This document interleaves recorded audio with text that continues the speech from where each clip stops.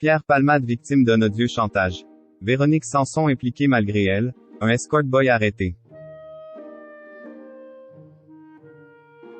Ce mercredi 18 janvier, un homme accusé d'avoir fait chanter Pierre Palmade a été présenté à un juge. En septembre dernier, il avait filmé l'humoriste dans une situation intime, selon Le Parisien. Pierre Palmade a vécu des semaines infernales. En septembre dernier, l'humoriste a été victime d'un chantage horrible, comme le rapporte Le Parisien. Selon nos confrères, l'enfer a commencé après une soirée passée en compagnie d'un escort boy. Au domicile du 3e arrondissement de Paris où vit Pierre Palmade, Yanis l'aurait filmé dans une situation intime sans le prévenir.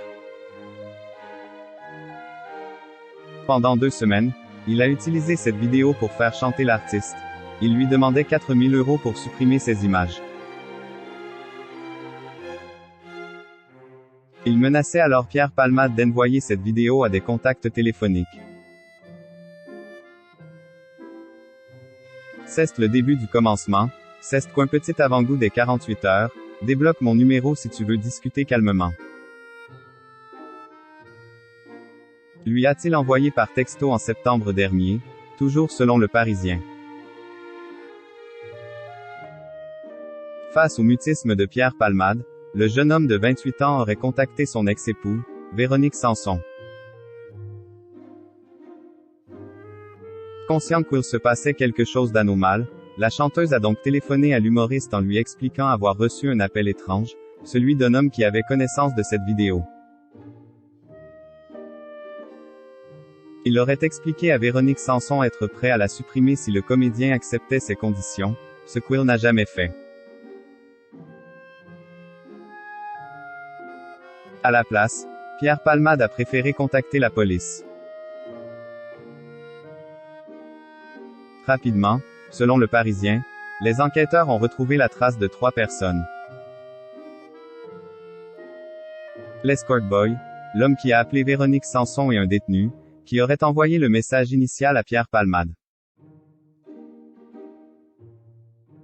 Après des semaines à chercher la trace de Yanis, ils l'ont retrouvé. Pierre Palmade. Quand se déroulera le projet de son maître chanteur? Ce lundi 16 janvier, le maître chanteur a pris un train pour revenir à Paris où les policiers du 1er district de police judiciaire l'ont arrêté, dès son arrivée à la gare de Lyon. D'après Le Parisien, il était déjà connu des services de police notamment pour extorsion, abus de faiblesse et violence.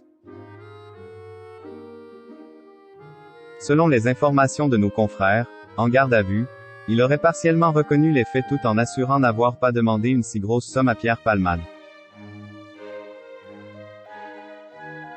2 jours après son arrestation, ce mercredi 18 janvier, Yanis a été présenté au tribunal de Paris où le juge lui a annoncé son procès pour chantage qui se déroulera en avril prochain.